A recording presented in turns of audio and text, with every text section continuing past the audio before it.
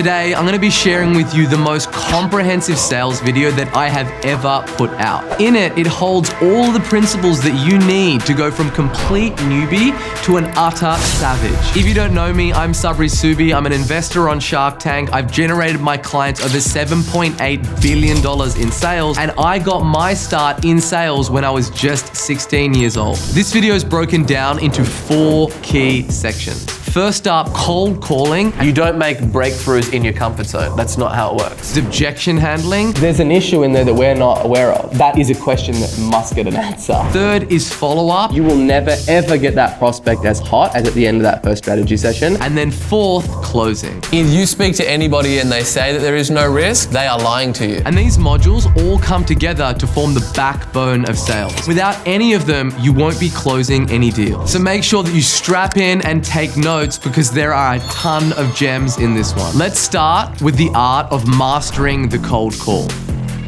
A sales call is a transfer of energy, and it's constantly like you never ever really get into that rhythm where you're immediately picking up what they're putting down on the call. That's where things become unbuttoned. If the prospect feels understood by you, they're going to believe in what you say, and they're going to be a high propensity for them to buy. But if you're constantly making them reiterate themselves because you're not fully dialed in on the call, that's just you sending them a signal that you don't understand them. Because if you understood them, you wouldn't ask them to constantly keep repeating themselves. And that's where sales calls go to a 60 minutes, because you're a lot of the time making them repeat stuff and you're going through the sales process mechanically. Your goal is to get the information that you need to be able to help them solve the problem. And it's either we can help them solve their problem or we can't. You need to be hyper attentive on those calls. Getting in level 10 peak state and just being fully dialed in to the opportunities that you've got. When you're going through all of those things, it's just like, boom, awesome. I'm so happy we could get you onboarded. These are the details, and you're running through. Instead of saying like, what is your address? What is your phone number? This is work. Don't make them work. Cool, just confirming the contact details would be the same one that I'm calling you on right now, which is the 0439 blah, blah, blah, blah, blah. Yep, boom. Like you just make it really easy. It's like when you click on a form, there's no autofill on the form and you're like, fuck, people are making it hard for me to buy, bro. Throughout all the process, it needs to be radical transparency. The best way to get the most output and have the most energy, it's not what you do in these 4 walls. It's about what you do outside of these 4 walls. Like if you want to show up and you want to throw down, it's like, what is your sleep like? Are you exercising? What are you doing before you get in here? If you're going to walk in here half asleep and have a coffee and expect to be like a high performance individual, you're going to get a rude awakening. You got to find out what it works for you, what time you get to work, what it is, that routine, but just to really be focused on like managing what that energy is, because that's what the game of sales is. Otherwise, it's difficult to keep up that output and have that output. And the last thing that you want to do is just rest on your laurels and just coast, because you're here regardless, right? And you want to make sure that you're making the most of the opportunity that you've got. And the only way to do that is just through activity. And you're the only one that you need to answer yourself to at the end of the day. The pillow never lies. When you get home at night, did you leave it all out there on the field? Let's be real, some days you're not going to, but it's just about like keeping yourself accountable and say, okay, cool, well, if every day ended up like this, would I be where I wanted to be at the end of the month, at the end of the quarter, or at the end of the year? How much fodder is there in my day? How much is there checking Instagram? How much of there is not being engaged in what you do? Social media is the new cigarettes, right? And if you're on the phones, the last thing that you want to be doing is be half on Instagram or, half on social media while you're here, right? You may as well do that stuff in the nighttime or do it before you get to work and just be 100% dialed in and present when you're on the phone. Because otherwise what happens is like you're not getting half the output. You get 25% of the output because you're not engaged in what you're doing, and you think that you know what this prospect is saying, and you're just kind of coast, right? Or you got SEMrush up, you're doing keyword research, and you're not really dialed in. If you're dancing and you constantly keep stepping on their toes, it's not going to be smooth. When you're on the edge of your comfort zone and you feel uncomfortable is when you're about to make a breakthrough. You don't make breakthroughs in your comfort zone. That's not how it works. You're going to feel pressed. and you're gonna feel stretched to make that. And naturally, the human tendency is to fight like hell to stay within that comfort zone, even though they want that breakthrough. And it's on us to take leadership in the call and help them make that right decision. And when you know down in the marrow of your bones that it is the right decision for them, you can have that conviction and you can transfer that energy and that belief to them and help them make the decision. But if you want to get, something live in 2 weeks, then we're just not going to be a good fit for you. I can just tell you right now, because we do things thoroughly and we do them properly. But as such, there is a 12-week wait time. I'm already pre-seeding and putting in little kernels and peppers to maybe I shouldn't go with these guys that say they can get my landing page live in a week. How much research is going to go into there? Who's going to be looking over that? Is it going to be a templated page, or are they actually going to do the research? Are they going to help you craft the offer? All of those things. You want to be very conscious of understanding that I keep on saying it, is all of these services can be a commodity if you sell them like a commodity. Because all of the people that are booking calls with us are being courted and hounded by so many people that are doing outbound on them every day. And if you just kind of slip into that same pattern, it's going to be easy to compare our product and our services and what it is that we have to all the other alternatives that exist out there. And it's our job to educate them that that is not the case. So now you're on the phone with the decision maker. So here's some effective openers that I've really tried and tested and perfected, and I've found to be the most efficient over the years, from literally making over 1 million cold calls. This goes back to being respectful. You don't just want to just jump in and railroad this person into a pitch immediately if they don't have the time to speak to you, because you need to know that all cold calls are an interruption, and we have disrupted his day. We don't know what they were doing, and we just kind of jumped in on them, right? So you do need to be polite in asking them if they do have a minute now. If no, you simply want to state, right? Okay, no problems. When can I get your full attention for about 18 minutes to demonstrate how we can deliver big promise of what they want to do for your company? I assure you this won't be a waste of your time. Nice, short, punchy. You're bringing it back to the end desired benefit they want. You're letting them know a specific time. You're not saying, when can I speak to you? And they have no understanding of what a time commitment they're making. Just 18 minutes of your time. And I guarantee you this will be a good use of your time. So you're kind of finishing with a strong point as well. Then if they say yes straight out the gate, then what you want to do is you want to say, no problems, fantastic. How are you currently using Google AdWords to get more clients? How are you currently using, doing, applying X to get the desired outcome that you're after? So you can basically cut and paste whatever it is that your service is and whatever that big pain point for your market is at that point. Now, this is kind of a great way to get them speaking and get them talking a little bit. And depending on how much they give out to you at this stage is essentially how receptive that they are to receiving this phone call in the first place. You wait until you get their response. Okay, so then you basically always want to be in agreement with the person. Whatever they say, you want to say, okay, fantastic, okay, great, whatever that transition word is for you that you're really comfortable with. Okay, so would you be open to learning some ways that you could achieve the desired outcome and solve the biggest pain point without the biggest frustration that they currently have? So it might be without spending more money on advertising, or without, hiring more people to do this, or whatever the thing is. And if they say that they're busy at this stage, that's when you want to come back and say, no problems, I can call you back in 30 minutes if that would suit. So you're also giving them the option to set up another time later with you, because the last thing that you want to be doing is pitching someone when you don't have their full attention. You will never ever move the ball further up the field if someone's got 1,000,001 things going on right now in their day and they're kind of just half listening to you. You need to assure that you have their full attention. So it is good to basically give them this door as an entry point for them to say, look, can I give you a call back in 30 minutes? And they will say yes, and if they don't, then you can always tee up another time later on in the week that would be better for them. Once you've got their undivided attention on these calls, then what you want to say is, you've gone through the pitch with them and they're kind of receptive to what you're talking about at this point. And then you would say, look, great, look, it sounds like you're a perfect fit for us. At this stage, they've already told you how they're using this, or how they're kind of using this service or program to solve their biggest problem. So you've listened and you can probe a little bit at that point in the call and really find out what those pain points are. So we're not trying to close a deal on this call. We're trying to set up another call to really go through our offer in greater detail where we can set some time aside with that prospect. So this call is basically, okay, cool, you've done some initial probing. It sounds like you'd be a perfect fit. What I want to go do now is do this audit for you, or give you all this free value, or give you a roadmap, give you this cheat sheet, and just tee up a time with you that I can walk you through that later in the week. So that's essentially what you want to get through. We want to take this person through those gradual steps that it takes in order to turn that person into a paying client. Then you would basically give them the option and say, hey, okay, cool. So are you available this week or next for a meeting? And then they'll say, if they say yes, you can say, all right, excellent. And you want to basically schedule that meeting. Now, when it comes to schedule a meeting, you'd never want to ask, when works for you next week. You are simply asking for something then from that person. You're asking them to pull up their calendar, look for an available time slot, and you're asking that person to work for you and basically do a task that you've asked them to do. And that is the wrong way to approach it. You want to make this very simple and very easy, right? You basically want to give people options. So you would say, okay, look, when works best for you, this week or next? And then saying, okay, does Tuesday or Thursday work? And then they'll say, Tuesday works. Awesome. Morning or afternoon?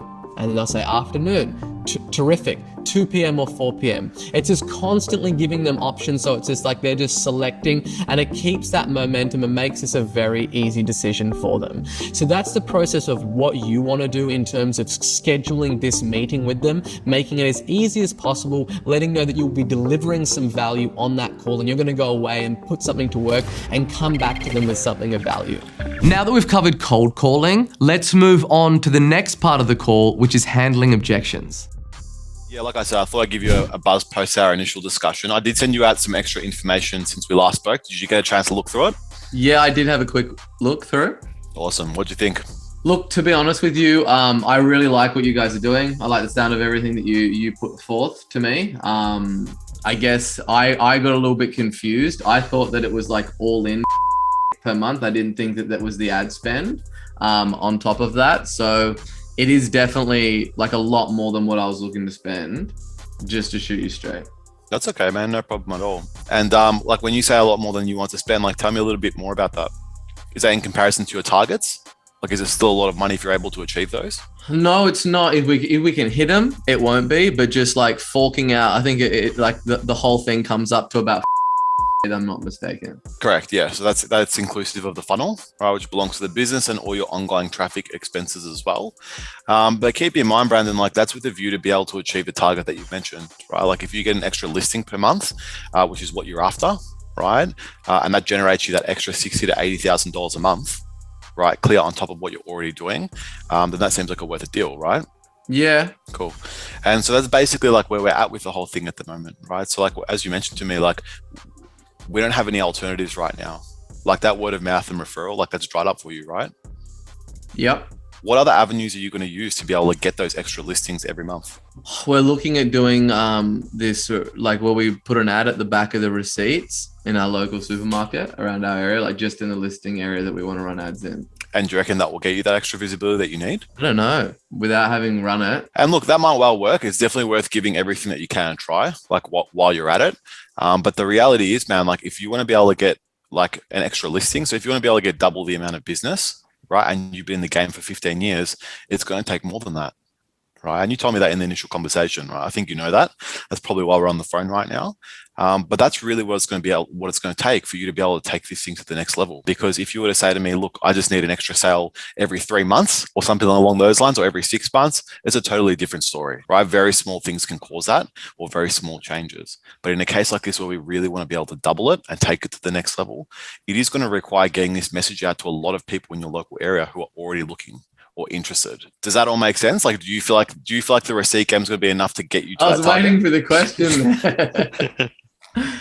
Yeah, look, it does. Yeah, no problem, man. Look, that's basically the basis of the proposal, right? You mentioned to me, like, we have to do this one way or the other. You mentioned that if we don't get this done in the next 6 to 12 months, you go under, right? It's not really worth you being in business anymore, right? And you mentioned that you're a 10 out of 10 committed.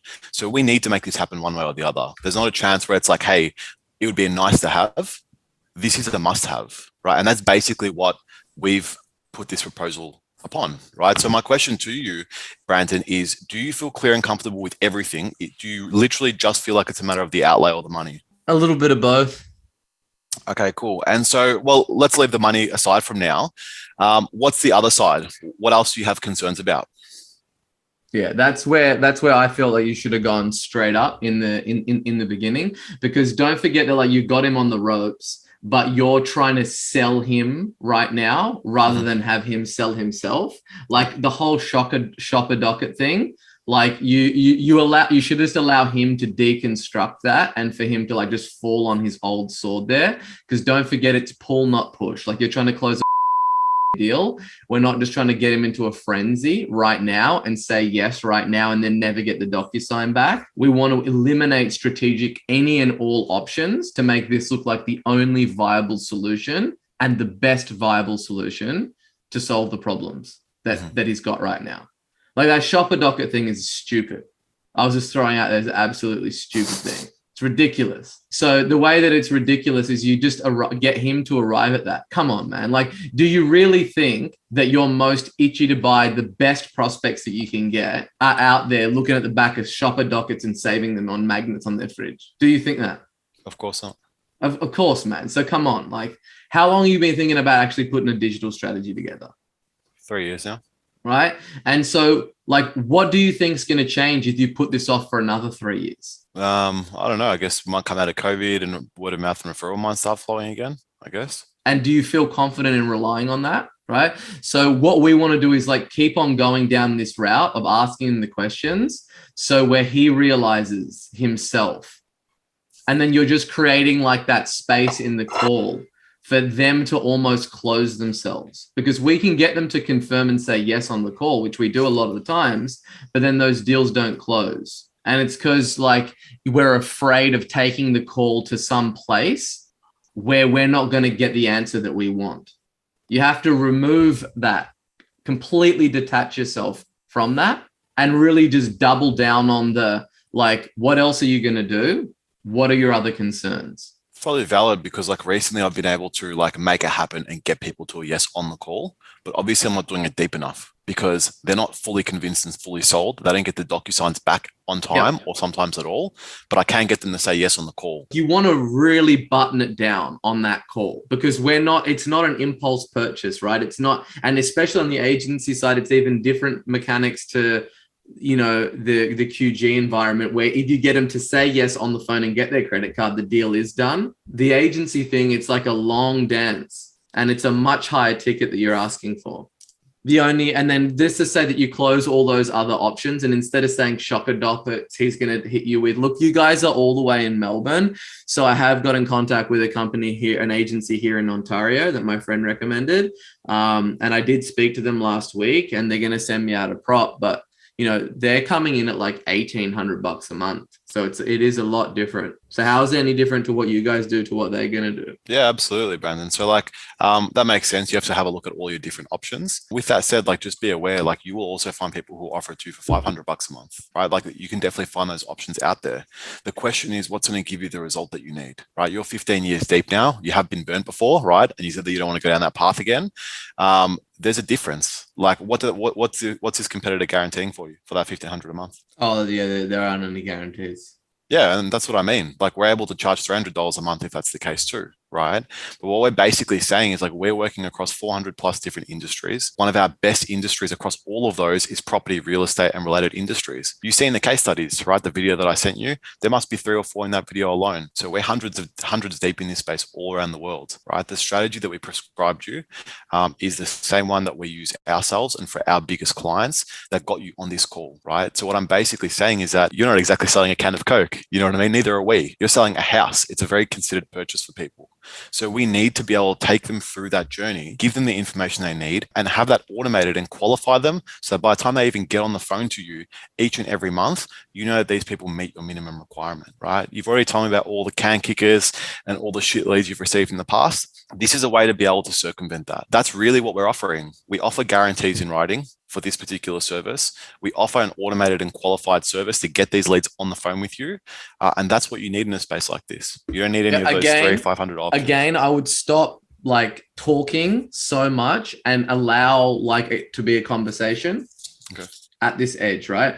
Because like I'm going to say yes to you right now because you're hitting all the points. You're doing the complete mini bomb, but you have to throw in that, does that make sense? How does that sound? Like you have to get that temperature check when you're going in for that close, right? And So just don't focus on freaking unloading the whole cannon on me and saying like, hey, we've got this, so many agencies, we've got this, we've got that, and like assuming what the problem is without buttoning down it at each step of the way, right? If the price was the same, who would you go with? Those guys or us? You guys. Okay, why? Oh man, I love the whole process in booking in. I read the book, fully, completely agree with, King Kong's philosophy on everything. Okay, why else? Oh, like you guys are all the way in Australia and you got me to book a call in here in Canada. All right, awesome. Like, do you think that's going to be worth an extra $100 a month? No or yes, and then dive into what that is. It's got to be like a dance. It can't just be like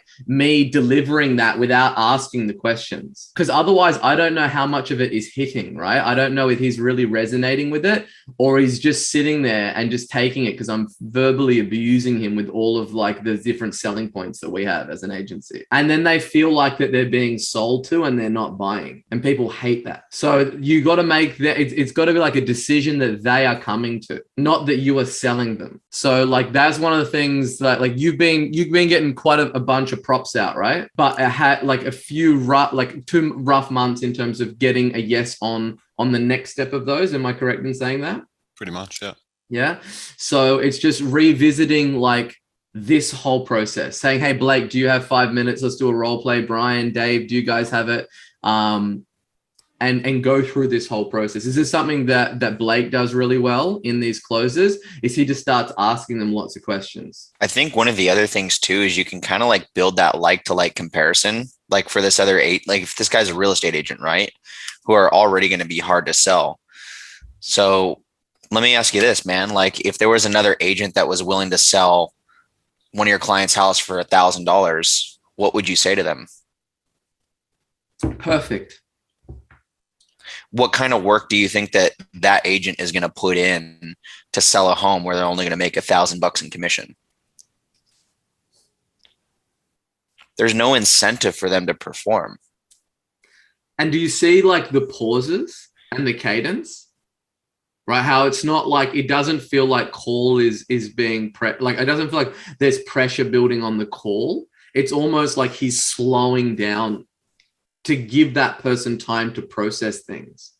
Then where would you go, Blake? Well, I mean, I would just kind of dive deeper into like, look, like, what do you feel like is the amount of level of work that they're going to put in to basically sell that home when they're charging $1,000 to do so? Man, you're in a competitive space. You're talking to me where your average home is 10 to 15 grand in commission. You're going up against some major agencies out there who are spending tens of thousands of dollars a month. So how in your right mind could you go out and compete with these guys where they're going to be running a campaign for you for $1,000, $1,500 a month? It's impossible. It's going into a gunfight with a knife. You'll lose every time. But if you realistically want to get an extra 2 to 3 deals, like you told me in our initial chat, this is what you need to spend. Does that make sense? And if that's not your goal, if you don't want to do a 2 to 3 extra deals a month and you want to get one maybe every month one every other 2 or 3 months, then maybe you should go down the route of spending $1,500 a month. But I can tell you that that's not going to help you achieve your goals. You've been thinking about this for 3 years. Imagine the amount of revenue that you just lost by not having a successful strategy implemented. Doesn't that bother you? So let's just take time out of the equation. You've been thinking about this for 3 years. This is what we need to do in order to get you to generate an extra 250 grand a year. What do you think, man? Ready to rock and roll? That was really good. And like there was a lot that went on, not only with the strategic question answering, but just really removing the pressure from the call, his tonality changing, downward inflection. His heart rate's not accelerating. He doesn't feel like he feels like he's going to lose the sale. This is a path that he has walked thousands of times. He knows every blade of grass along this path because he's been there so many times, right? So that's just where you want to be when you get into this close. Like that's the importance of like role playing and listening to calls, is just to understand and identify exactly where you are in the sales cycle, exactly where you are at every single objection. So it's just like, it's literally like a game because you've just done it so many times. You do not ever sell high ticket by pushing, ever. It's always done in exclusivity. It's always done with pulling. Is there time in the sales cycle where you do a little bit of the push? Yes. But even like in Blake's example right there, like he did lean into it a bit where he said like, hey, look, you've been thinking about this for 3 years. But it's like almost the way in that you deliver that. You know what I mean? It's not like you've been thinking about this for 3 years. So like, why don't we just, let's go ahead, get this done for you now and blah, blah, blah, blah, blah, blah. It's more of a like, you've been thinking about it for 3 years. Think about all the deals that you haven't gotten as a result of stalling. How does that make you feel? Does that frustrate you? Right? So it's a little bit of push and then he'll lean back and then go back into the pull. The difference is, Costin, he knows the outcome of what he wants from that, but he's getting that person to arrive there. So the only way you can do that is by asking questions, not telling. Maybe I'll do it when I, make a little bit more money and I get some more customers, just do a few more calls every day, and then I'll be able to come back and afford it. Sure. Not a problem, man. And look, you can certainly do that. But as we just ascertained earlier in this call, like you've been trying that for the last 6 months now and nothing's changed, right? You've tried to spend more time calling. You've tried to send more emails to get more referrals and nothing's really been predictable or scalable. I get what you're saying, man. I just think that there's no way I'm going to be able to afford that kind of price. I think what you're saying is I trust you, but that's just way too much. Okay, so is it just the price? Like, is it the upfront investment? Yeah, it's just too much for me right now. Like, maybe if it was, cheaper, I might be able to afford it. Maybe if it was like $1,000, I would do it. But yeah, that's just a little too steep. Sure. And is it just the upfront investment, or is it the fact that you don't believe that this program, is worth US dollars?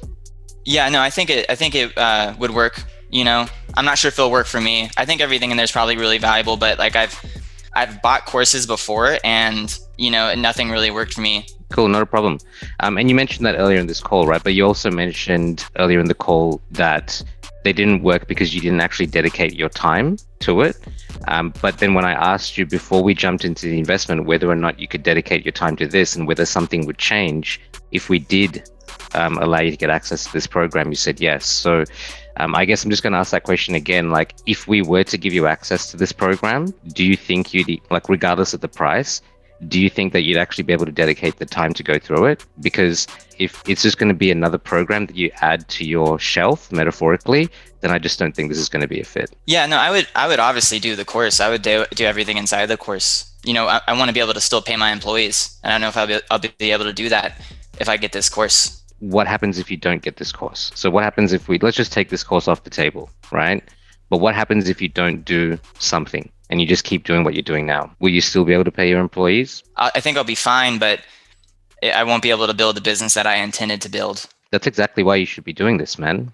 Because nothing's going to change if you don't change what you're currently doing. Like you're just continuing to do the same thing over and over again and expecting different results. But if you don't change that and actually implement a predictable and scalable system into your business, how do you ever plan to grow this business? And can I say something on that? Yeah, go. Can I jump in? So when you said that's exactly why you should do this, like I would even like ask another question on that and be like, so you're not going to be able to get where you want to go? What does that even mean to you? Yeah. And like make him expand on that and make that big before you even hammer down on that's why you should do it. Because he's literally just giving you the reason why he's doing this, why he wants to do this. It's not wrong what you did, right? Like that's fine. And that could work, but I would make him just like explain to you and I would get him to prove to you why that's so important and why he's not going to get there. We don't want to tell them what to do. We want them to tell us, right? We want to have them arrive at it. So it's like, even though it's like, it's so painful not just to go there because that's what he's got to do, pull him back just that little bit more like Brock said. And instead of telling him that's exactly why you need to do, ask another question so he arrives at that point himself. And the other thing that I would say is that, like, when you asked him about the upfront investment or the price, you didn't get a clear answer there, right? And it's kind of like, you just need to straight up ask them is, do you see the value in the program? And is it just you don't have the financial resources right now? Which one is it? Do you see the value in investing dollars to get a system that is going to get you to where you want to go? Yes or no? And you have to squash that completely and then come back to the cash flow. But he kept on throwing you red herrings where he was like, it's this and then it's that. And you didn't really get to actually get the answer that you needed. Because then he went back to, I've bought all these courses. So is it the value? You don't believe, because that's a completely different thing to you don't have the cash flow. And then the other thing that we haven't done yet is assigned a cost to him not doing something. Cool, bro. But how long have you been there where you are right now? Okay, cool. So you've been there for 12 months, right? You're at $4,800 a month in revenue and you want to be at $10,000, right? So we just take your goal of the 10,000 per month.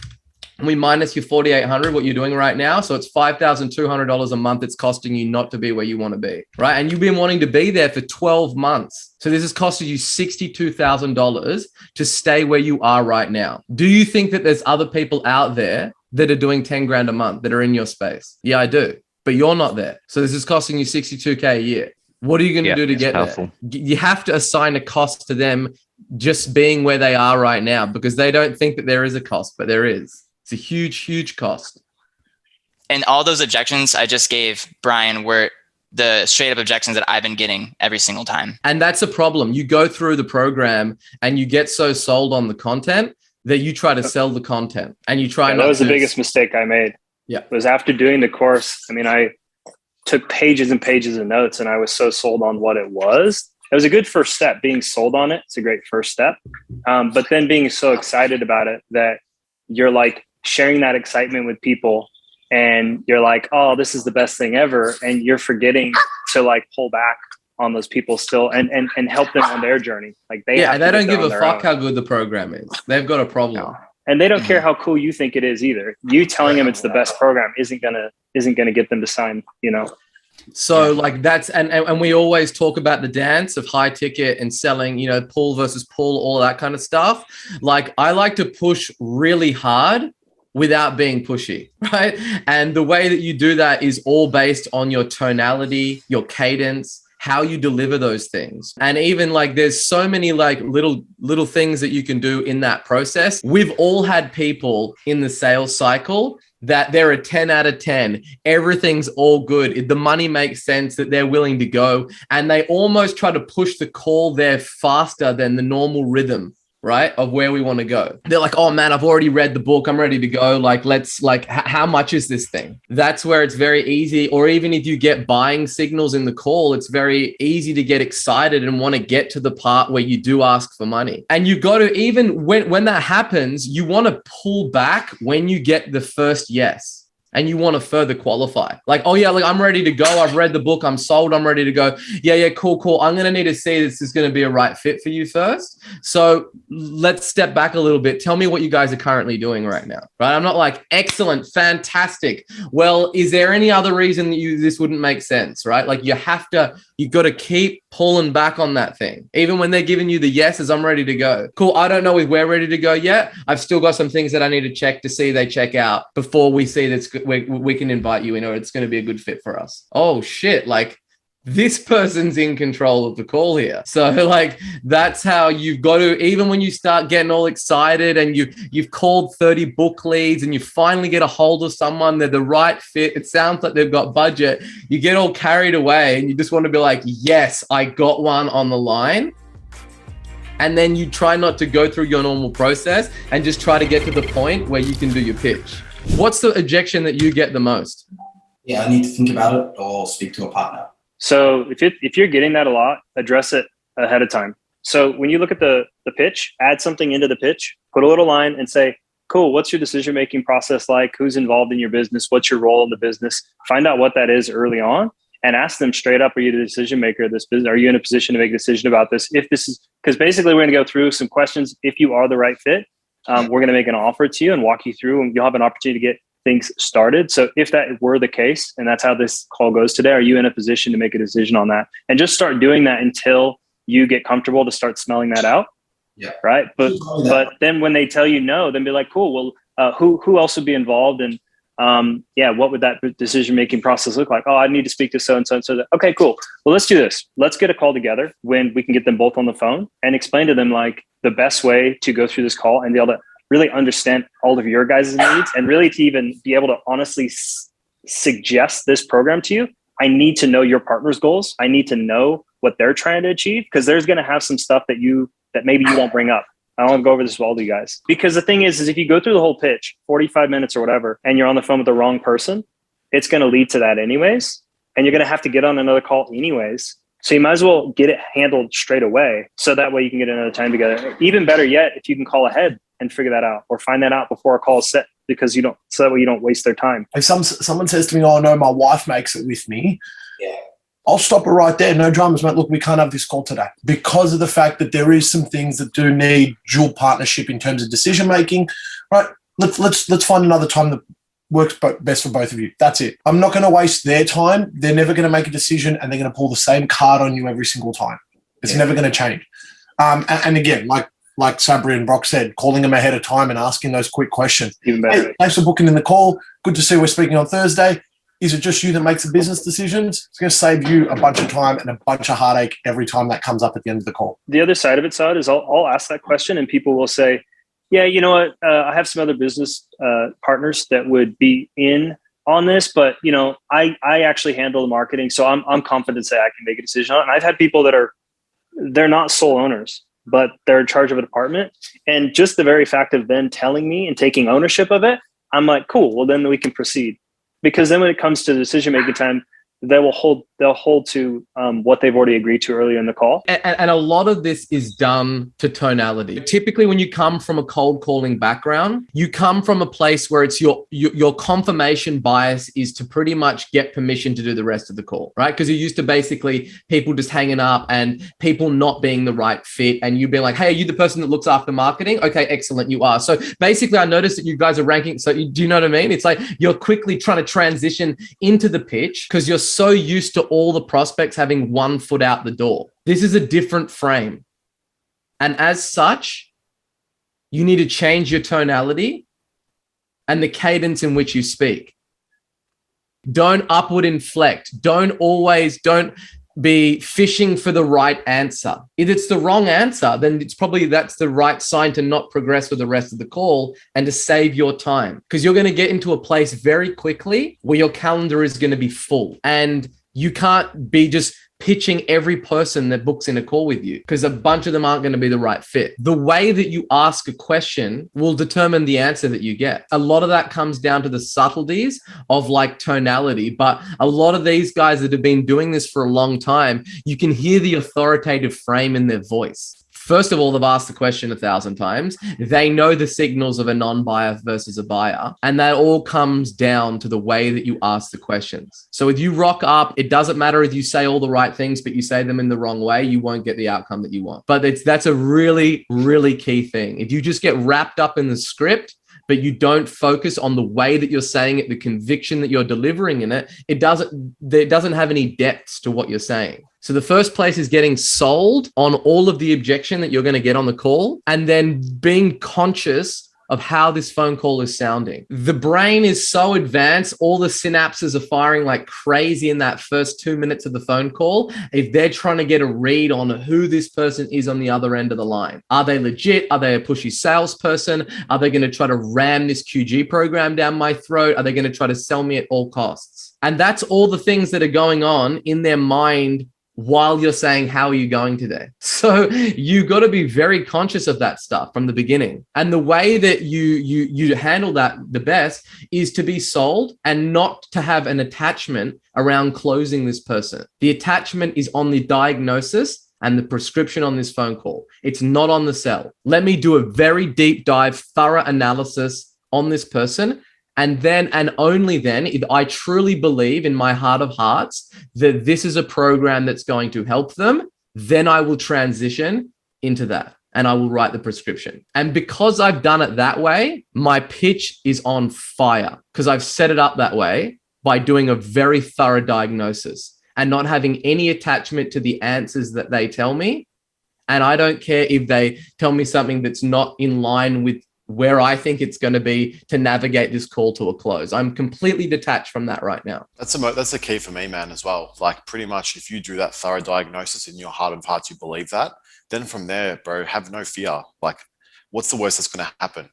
That you'll lose a deal, which was going to happen anyway. You know what I mean? It's like if you know that they're a good fit, man, have no fear. Don't worry about like losing that deal and just like go to town. Like, you know that it's going to help them. We have that battle with every person who goes in and kills it in the program. When I speak to them a year later and you hear all the great things that they have to say and how their business and their lives changed, I'll pit that against that 10 uncomfortable minutes I had with them because they thank you for that in the end, if you know that they're going to be a good fit. And you go watch the testimonials, like the language that they use. It was a gut check moment. I didn't have the money in my checking account. It was a reality check. Like, it's not like these people came in willy-nilly ready to roll. Like, it was a challenge for them because everything that they want is outside of their comfort zone, right? So you know that the same person that you're feeling uncomfortable with now will thank you in 12 months' time for making them feel uncomfortable and ponying up and making that decision.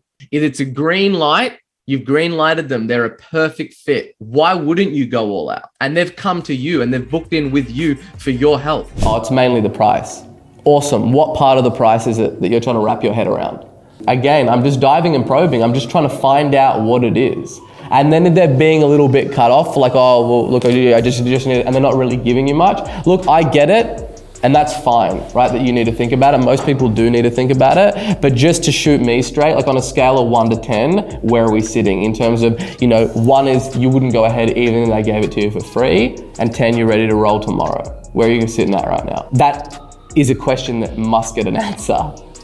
I don't know. Well, sure, is it like a 6? Are you at a 4? Are we at a 10? Like, are we good to wrap this up? Just need to kind of tie up the loose ends. Oh, look, I'm probably at a 6. Awesome. What do I need to do to get you to a 10? That is like the best pulse read ever on a call in a sales cycle. Find out where you are. I want to know if he's at a 3 because I need to know exactly that I haven't done my job right. I obviously haven't built the value if he's not super hot and bothered and excited after this incredible opportunity that I've just outlined to him. So you obviously hear me talking about like being a maniac all the time. I say it all the time. And that's just because that is like my mantra in terms of just going after it and not being willing to listen to reason. And the only way that you get outrageous results is by being a maniac and just putting an incredible amount of time and energy into things, in pushing that extra 3rd, 4th, 5th, 6th, 7th call when you're in the deal and you feel like, oh, I don't know, this guy's not a buyer, I don't want to call him. That's the average place. That's where everybody feels. And it's like, if you want to really get incredible results and you want to earn a lot of money, deliver a lot of value to people, get a lot of clients in here and put their names up on that wall, it is going to require you to be a maniac. And the definition of a maniac, just so we all know, a person exhibiting extremely wild or violent behavior, we'll leave out the violent part, or informal, an obsessive enthusiast. So that's just the way that I look at it, being an obsessive enthusiast. And when I jump on the call, I have so much conviction. I'm at level 10. I've gone through all the objections. When he tells me, Sabri, thank you for all your help, I'm just gonna leave it right now. Awesome, no problems. What arrived you at that decision? I'm saying awesome already, so he's not feel like I'm not. Most people would get disagreeable then. Oh, really? Oh, fuck. Or like they try to be a little bit like abrasive with them. They're like, oh, I can't believe this guy's wasted my time. That's what they're expecting. This is essentially how it goes. Yeah, hi, like Sabri, I've thought about it and I'm not gonna go ahead. But thanks for all your time. So yeah, cheers. And they try to wrap me up, right? They're just trying to just jump off the call because most people do not like to have that situation where they need to be in a confronting situation. That's why most people are just not going to pick up your calls, because that's much easier than having a confronting conversation. And then most 9 out of 10 salespeople will show a bit of attitude there. Their tone will change. They'll get a bit short-witted and they'll just be like, oh really? I wish you would have told me that before I sent out the paperwork. You're dead. If you say any of that crap, you are dead, right? Look, I'm really sorry to hear that. What arrived you at that decision? Oh, look, it's just not the right time for us. The unicorns came in and broke into my factory and my business partner is in Tahiti and we're going to see Tony Robbins next month. So like, we're just going to leave it right now. But look, I definitely am still interested. So you can give me a call back, put me in your follow-up diary and give me a call back in 6 months. That's what would happen if I jumped onto that call and I wasn't completely sold. Like literally what he's telling me when he says that to me is that he's just gonna let his business get run into the ground for the next 12 months. Because he came to me because he had a pressing problem. And then I qualified him and I asked him when he was looking to kind of make a decision on this, and he told me 2 weeks. And then I sent him out the paperwork and now he's telling me he doesn't want to go ahead. So what's happened in between now, from when I sent him out the paperwork to now? Something has happened that he's not willing to tell me on that call, and he's just trying to wrap it up because he doesn't want to have a confronting conversation.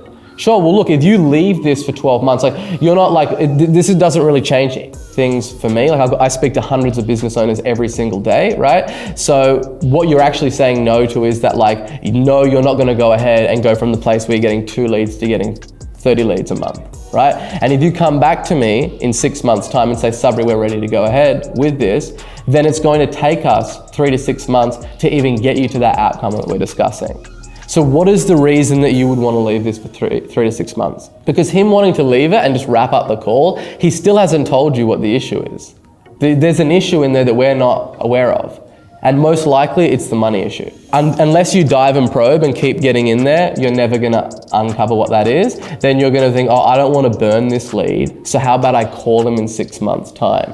But you're just like letting this issue fester because you don't even know what their objection is. So when I say be a maniac, like be a maniac by just keep on going through and jumping over all those barriers, and that's okay that's a no. We're not here to pressure people that don't want to go ahead with this. But what I keep harping on about is what we're here to do is move people to a decision. Whether it's a yes or a no, it's completely fine. But I just need to know that this guy shouldn't be sending in my proposal sent folder as a maybe when he's not a rock solid deal. Because I've got another 20, 30 pieces of paperwork to send out this month, and I'm adding 30 people to my follow-up every single month.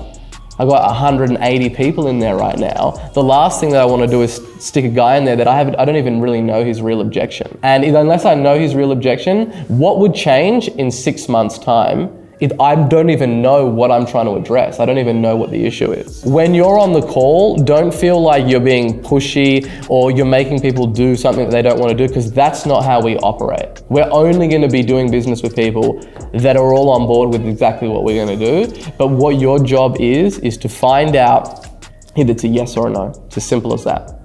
And do not stop asking and following up until you find out what that is. We're talking about like the 3 different levers, the 3 different areas that you guys are gonna look at and control. Is gonna be your activity first. It's gonna be, your attitude on those phone calls, and it's your approach. If you're not listening to game tape footage, if you're not looking at what are those offers that you made, what went well, what didn't go well. I was watching the UFC this weekend. It's like the very first thing that these guys do after they get into the fight is to go and watch the fight. Whether it's good or whether it's bad, you have to be watching that game tape footage if you want to get your approach better. That's going to change your attitude. If you're listening to yourself and you're looking at yourself critically, that's just going to change how you look at what it is that you're controlling. They're the 3 things that you always need to look at. I listened to absolutely every single person on the sales team's calls last week, and the biggest thing that I picked up that is present across everybody's phone calls is their attentiveness and how close that they are dialed in and listen to them. So I know that when you're making hundreds of phone calls a month, it's very easy to just slip into a rhythm.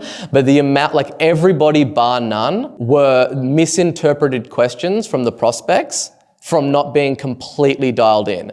And it's only a very small little nuance, but if someone has to clarify what it is that they mean or what it is that they're saying multiple times through the call, having a conversation face to face to someone is a lot more it's a lot more effective than talking to them in Zoom. Because even if there's a 1 second lag, it you off your game. You just lose rhythm. So like the more dialed in and present that you can be and not have multiple tabs open on the call, like the better the outcome is going to be, because they really feel like you're hearing what they're saying. The other thing that definitely came up a lot is just like everybody's like selling the plane trip and not selling the destination. Talking about the semantics of how many hours, how many modules, what the sales funnel is, or we want to use WordPress, and just getting into the mechanics of like telling them, okay, you're going to need to, spend an hour a day or spend 2 hours a day. Yeah, like that's all fine, right? And that's all well and true going over that for a certain amount of time. But the big thing where you just want to stay on is like, this is the destination of where you guys have been trying to be. If they're saying like, oh, I don't have the time,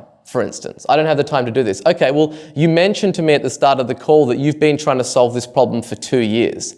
So you don't have anything but time because you spent 2 years trying to solve this problem, and not trying to like downplay the fact that they're going to need to spend time and invest it in the program to get to the outcome. Because we're talking about, oh, look, you can do it in 6 weeks. We have people that come in, but usually it's 6 months. Or maybe you just go on a tear and you watch 6 modules a day. That's focusing on, hey, you're going to need to go to check into the plane. You're going to have to pass security. Then there's going to be luggage. There's going to be all these other additional things. That's not what they want, right? They just want to get to the destination. So it's like no matter where that phone call goes, this person has a pressing problem that they're looking to solve. Whether they spend 2 hours a day on QG or it's 2 hours a week, it doesn't matter. The thing that matters is the destination of where they're trying to get. And so the things that we all can be doing better as a team when you're collecting the information off them, right? So the quality of the questions that you ask determine the quality of the information that you get on the sales call. And the quality of the information that you have is directly correlated with how you're going to be able to close that person into the outcome that's going to be beneficial to them. When you're asking these questions and you're like, okay, cool, like what revenue are you at right now?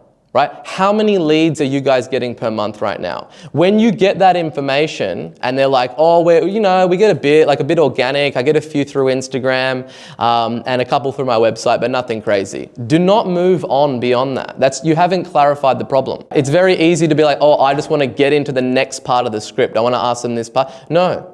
Like I don't even have clarity around what the problem is. Okay, so exactly how many leads did you get last month? I don't know. Okay, was it more or less than 5? Oh, it was less. Should we say 4 or is it 3? Oh, like it was probably 4. I think I got 2 from my Instagram bio and there was like 1 or 2 came through a website. All right, awesome. What did that look like the month before? Was it more or less than that? Oh, it was probably the same. And the month before that, it was the same. All right, so you're just getting 4 leads a month. How long has that been going on for? Oh, it's been going on for about 6 months, okay? And you mentioned in your application that you guys want to be at 20 leads per month. Yeah? Excellent. So what are you currently doing to go from 4 leads per month to 20 leads per month right now? Oh, we're not doing anything. What have you done to get there? No, I haven't done anything. Oh, actually, I did try like a bit of like messaging people in Facebook groups and sliding into the DMs. Tell me a little bit more about that, right? Like really tying down and getting that information so you're getting all the raw materials that you need on the call, right? And you might be thinking, oh, that's kind of frivolous. Like, why do I need to get that information? Why can't I just be like, they're not satisfied with where they are and we know where they want to get to? Because it's not specific enough. It's not going to add any depths. You want to dimensionalize the problem that they're having, right? The problem is that they don't have enough leads coming in. Awesome. If you can say to them, okay, well, you've been getting 4 leads per month for the last 6 months. You're not currently doing anything to change that situation, but you do want to get at 20 leads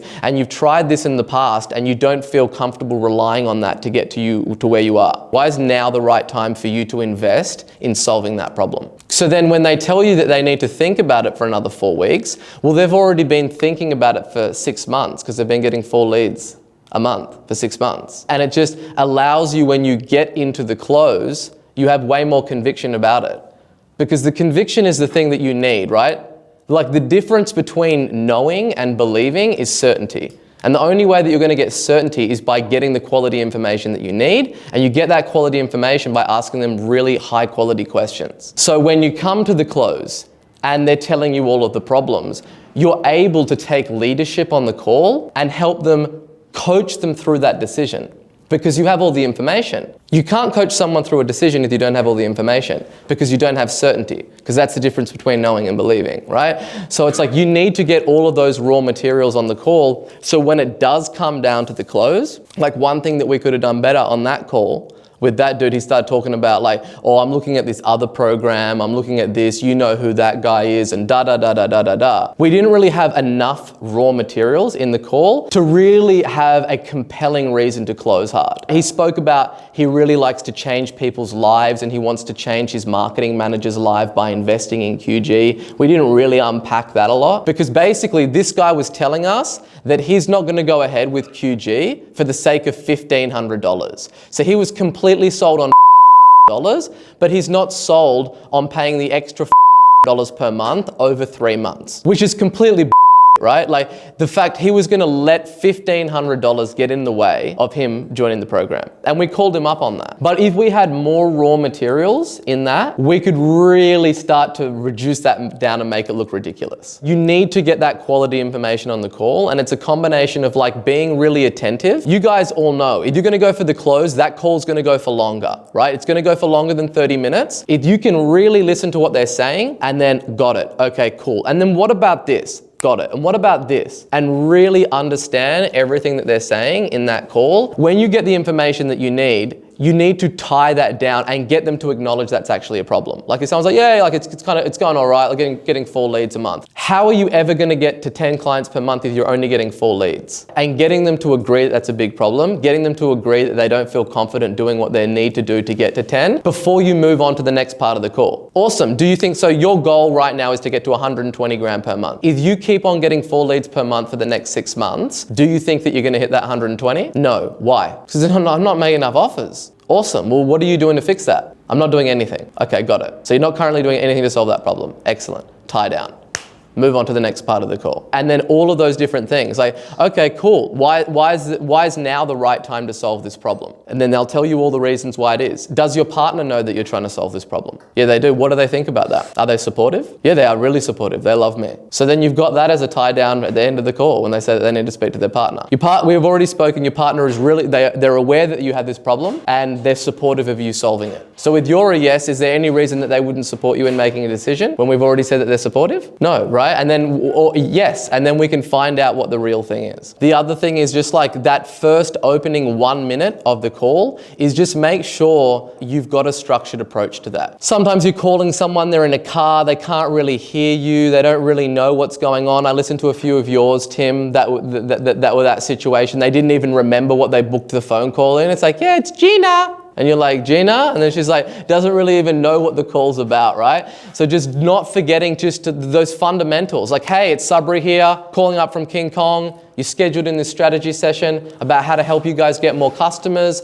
da-da-da-da-da. How you going? How's the day going? And just taking a little bit more control early on in the call. They're judging you from the moment that they pick up that phone call. All of those little details are handled in the tonality. All those things that break rapport is people having to repeat themselves. But if you've made an offer and it's closed, like that one, there's still things to learn from that. If you've made an offer and you haven't closed, like the few people we went around, you made 2 offers, you made 2 offers, the rest of the group we went around, it's like if you're not dissecting where that kind of came unraveled and what that is, then you're just going to continue to make that mistake and practice on hot prospects moving forward. Don't let the ego get so big that you think you've got nothing to learn. Everyone's always got something to learn, and it's just about having the right approach and belief in it. That it's like, hey, like I'm going to critically analyze where I've got, where I could have got done. And then you're going to roll that into this week because you're going to have lots of calls this week that are going to hit you with the same thing. They're just scared to go ahead, that they're scared to make a decision on it. They're all the things that you really need to be thinking about, not just getting the information. And when you get the information off them, when they tell you they're at 4 leads, don't have any emotion to that. So just the 4, is that the 4 for the week or is that 4 for the month? That's 4 for the month. Okay, got it.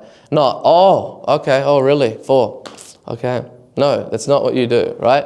Just get the information and just coach them through it, and you're just collecting all of that information through. It sounds really small, but all these subtle things really matters.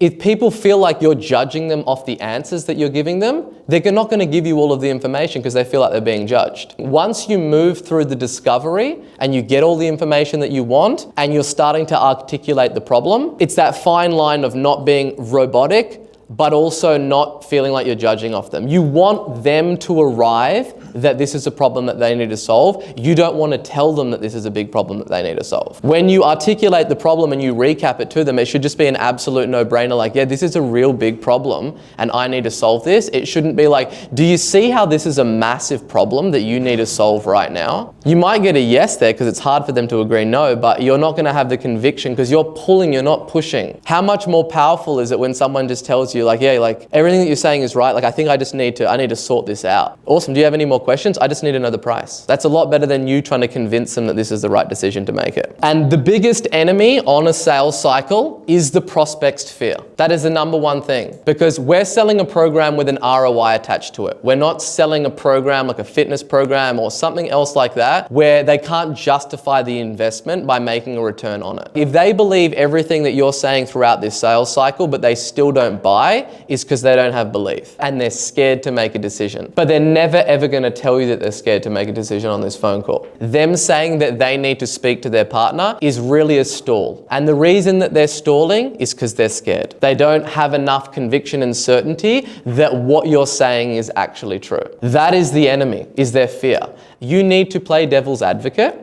And you just say like, look, I know that it's a big decision. I know that you're scared about making this. I know that $12,000 might seem like a lot of money for you right now. But what is it that you're scared of? What are you scared that could possibly go wrong? Is it that you don't get the leads, or is it that you just don't think that you have the ability to close those leads, or they wouldn't be the right type of leads? Like, what specifically is it that you're scared about? How can I help you make an informed decision about this? Time doesn't make decisions. Information does. And I'm the source of information.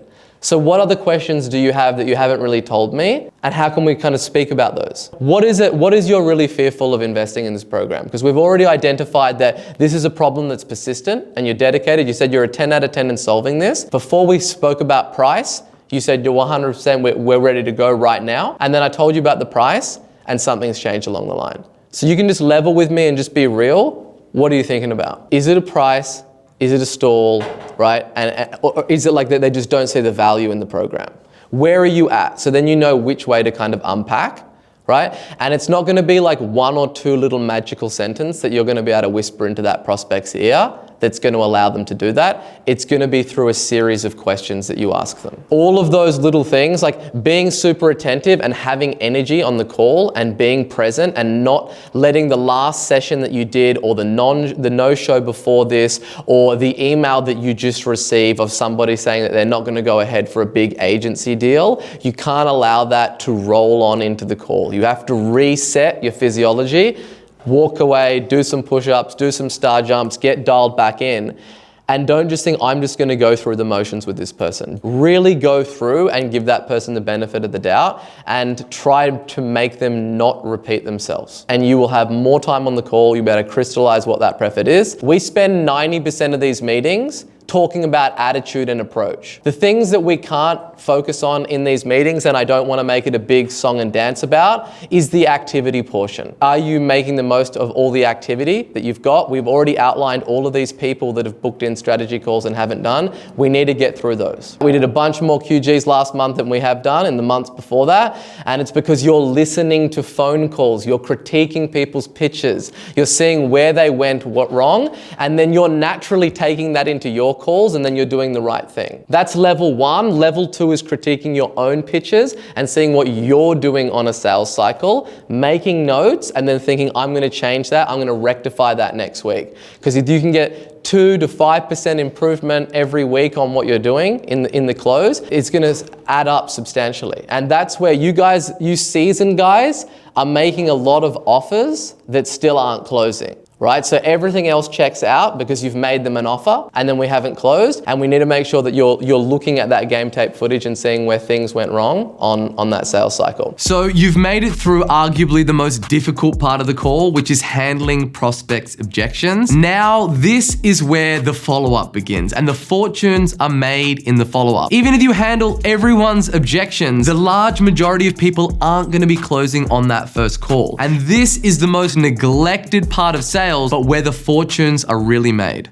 Let me tell you that you will lose 9 deals out of 10 as a result of not following up, as opposed to the 1 that you will lose from following up too hard. You want those people complimenting you and saying like, wow, you're incredible. I wish my sales guys were like you. You just never ever stop following up. You keep calling me, and it's not something that I want to leave to chance. The other thing that you guys need to do is when somebody says that they're shopping around, you need to pretend like you are the only player on the field and forget that they even told you that they're shopping around, and you still follow up this same follow-up program. You're the only player on the field.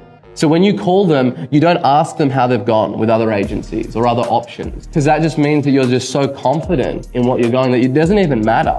Oh, look, I need to shop around, Sabri, you're gonna need to leave it with me. Yep, no problems, completely understand that you need to shop around. And then 2 days later, you call them back. How'd you go? Have you looked at the proposal you read? And you don't even mention, how did you go with getting other proposals? No. Oh yeah, I've gotten one proposal, but I'm still waiting to get another guy in. Cool, the price was the same, who would you go with? Why do you like us?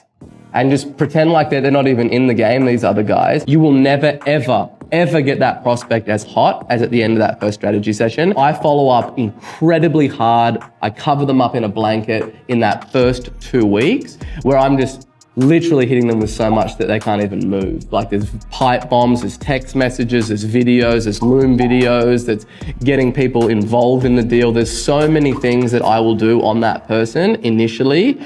Yeah, thanks, Jamie. Like, leave it with me, mate. I'm really under the pump. Like, you know, I need to do all this shit. Call me back in 2 weeks. That is a lie. He doesn't need you to call him back in 2 weeks. That's why we never ask people, when would you like me to call you back? Right? Cool, I'm gonna send you out the prop. I'm gonna give you a call tomorrow. When suits, 10 a.m. or 4 p.m. Either I'm gonna need to give you a call back in 2 weeks, and there's no point me really sending the proposal to you because you're gonna forget most of the stuff that we discussed. So if that's the case, I would rather just leave it to 2 weeks. All right, mate, I'll try to make some time tomorrow. Awesome, I'll kick it out to you and call them back. Like, regardless of what they say to you, you just need to be following them up. And you need to be imagining that every time somebody tells you something is a lie. Everybody's gonna say to me, yeah, 2 to 3 weeks. And then I'm gonna ask them, what is gonna take 2 to 3 weeks? What is it that you're gonna be needing to handle over the next 2 to 3 weeks? And I'll get a realistic picture of what's gonna happen rather than them telling me, nah, 2 to 3 days, when I know that's a lie. Like, how many deals that we do are the guys sending back the paperwork in 2 to 3 days? Like, it's probably 10 to 20% of the time. 80% of the time, they're not. That's when the sale really begins, is after they've got the prop. And we know that 60 to 70% of people are going to ghost us, whether it's a $5 decision or a $500,000 decision. So that's where the follow-up game begins. That is the number one thing. I can't harp on it enough. And it needs to be strategic. It needs to be like, this is the format, and I just do it every single time. Because it's just like, if you look at, for instance, what happens in the top of the funnel, yeah, I get people saying, hey man, you're emailing me too much, right? Or all the little things that they say. But more often than not, what does that result in? It results in us winning. Even though I know that's not going to be perfect for everybody, it's a winning formula, and that's what this thing is. So you will get some people say, hey, like, you're coming in a bit heavy. Like, don't call me every day. Don't call me every 2 days. Don't call me every 3 days. Cool, man. I'll just follow up just to check that everything's all good. I'll give you a call back in the next week. That's the worst thing that's going to happen, right? But what usually happens is you follow somebody up. This is like, if you think about a normal sales environment, this is what happens. Somebody get a proposal. The sales guy calls him the next day and says to him, oh, did you get the proposal yet? And then, like, what do you think? Oh, yeah, I still haven't had a look at it, or I need to think about it, right? They get hit with that objection. And then what happens next is, okay, cool, when should I call you back? Call me back in 2 weeks. The guy, if he's got half a brain, will call the guy back in 2 weeks. He won't answer his phone call, and then the salesperson stops calling. That's literally what happens, right? 9 out of 10 times, that's the environment. So these prospects are trained that if they ghost you, this monkey on their back will disappear, right? So that's why I say that, like, once you've voicemailed a guy 3 or 4 times is when you start to have fun with it. It's Sabri here from King Kong. I'm building an incredible relationship with your voicemail. Really feel like I'm getting to know it right now. Just want to let you know, Brian, I'm not going to stop giving you a call, as this is something that's obviously really important to you. So please give me a call back. Otherwise, I will keep calling you. Thank you. Bye. Bye. That guy, okay, this guy's not going away. Yeah, this guy is a different beast. He is not going to leave me alone. And once that happens they start listening to the voicemail. They start laughing. They start showing their friends. They're in the car. They're like, fuck, this guy's a maniac. Man, have you seen this guy? He called me voicemail fucking 6 times in the last 2 weeks, this guy. And they start to build admiration for you. Man, you're good, man. Your shit is good, right? Whenever you hit me, you've got something fresh to say. You are the only player on the field when that happens. There is nobody else out there. It is the Andy show, it is the Brian show, it is the Dave show. But when you let them know that you're not going to give up, that's when things change. They are trained by every single company out there that if you ignore a salesperson 2 to 3 times, they disappear. And how much easier is it to just make somebody disappear than having to have a confronting conversation and tell somebody that you're not going to go ahead with something? And what do people do? They go to the path of least resistance. And the path of least resistance is to ignore you until you tell them that you are somebody that it's impossible to ignore, because you'd never ever stop following up. Like, you just follow up people forever. Like when I was on the telephones, I was following people up for 3 years because you just stay in the fucking deal forever. And that's the part about building out that pipeline. If you've got someone that you've sent out a prop to and they're qualified and they own a legitimate business and they're turning over 500,000 or $1 million or 2 million or 5 million, why would you ever give up on that prospect if they agreed to getting a proposal just because they've stopped picking up your telephone calls? That pipeline is building. But more often than not, you guys are saying die on those leads and they're saying die on you because you've called the guy 3 or 4 times and you think he's not interested anymore. He is still interested. He still owns a business. He still needs to get more customers. You just got to stay in those deals because nobody is following that guy up for 3 to 6 months, let alone a year. Nobody. Every single salesperson lose steam and they try to go for the lowest lying fruit. No one will ever say, this has been fantastic. I'm looking to make a decision in the next 2 days. Please call me back, right? No one will ever say that to me. Everyone will always say, yeah, it's going to be 2 to 3 weeks or not this quarter or not this financial year. I want the opportunity to handle that objection. Otherwise, what people, either I say it at the start of the call, everyone will always lie to me and say, yeah, look, this is something that we're looking to get sorted. I'll go through the pitch. I'll get to the end. Then I'll kick them out the prop. 70% of the time, they're going to ghost me and they haven't told me the truth that this isn't something that they're looking to get handled right now. I want the opportunity to handle that objection at the end of that first call because I'm never ever going to get the guy as hot as that ever again. And if he tells me 2 to 3 weeks when he is at the peak of heat, then on that second call, he's cooled off and he's just going to say, leave it with me, leave it with me, leave it with me. So it's whatever works for different people. But what I'm trying to do is get that person to a situation where I'm finding the honest truth. If someone tells you that they need to think about it, what they're really saying is that there's an objection in my head that I'm not telling you. I don't trust you enough to tell you this objection right now, because they already know whether or not they're going to go ahead with it. So whether you do it at the start of call or you do it at the end of the call, it doesn't change a lot because still where the majority of the deals are going to be being done is on that follow-up. You are in the biggest position of power before you send that person a proposal. As soon as you send out the prop, you have given me what I need to make a decision now, and I'll just do as I please. I've got this proposal in my back pocket. I'll pick up your calls if I want to pick them up. But all the things, all the objections that I've got in here, you need to use all of these to your utensils. Right? You need to have all of this weaponry in the holster ready to roll, and asking people at all levels. And when you expect it and you know it, when it happens, it's just like the judo roll. You know it's coming, you just roll into it. Okay, this is an objection. I'm not going to freak out here and think I'm losing the deal. I'm just going to go through the process. What happens if you speak to your wife and she says no? I would talk to her. I would talk to her. I'll tell her this is such a great decision that she still says no. I would have her with a call with you. So like 3 of us would have a call again. Yep. And she still says no. Then I would make my decision on my own. Well, that's what you're going to do anyway. Let's just roll. Let's just do this. You know that it's a problem that you need to solve. Like, you wouldn't go out on what you've been doing and basically, you know, you've worked so hard to get yourself into this position, and now you've put in 10 to 12K to set this all up and to give this business a red hot crack. If you know that this is like, you're going to definitely need new patients no matter what, right? We've already validated that. We know that you don't feel confident in relying off, you know, word of mouth and getting referrals from other doctors, and that you need to get something solved. You're not looking at anything else other than what we've discussed to solve this problem.